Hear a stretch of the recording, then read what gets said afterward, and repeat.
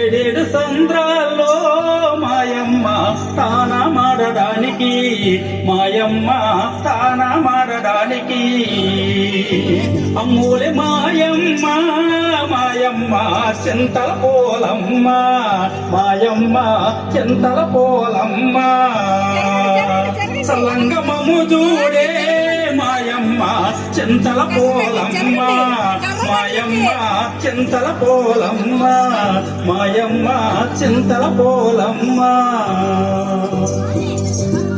ఆ విధంగా అమ్మవారు స్నానానికి వస్తుండగా ఒకరోజు అర్ధరాత్రి కోళ్లగూడులో ఎలక దొరపడటంతో బెదిరి కోళ్లు కూయడం వల్ల కోడికోత సమయం అయిందని భావించినటువంటి జాలారి తన వలను భుజంపై వేసుకుని సముద్రం ఒడ్డుకు వచ్చాడు.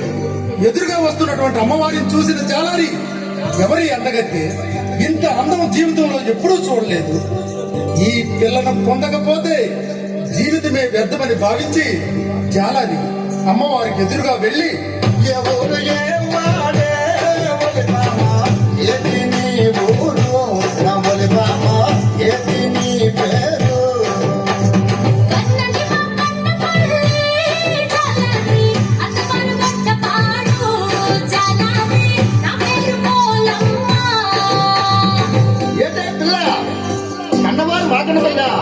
అత్తవారు వడపాడా వడపాడు నేను ఎప్పుడైనా చూడలేదే, నాకెప్పుడైనా నువ్వు చూసావా?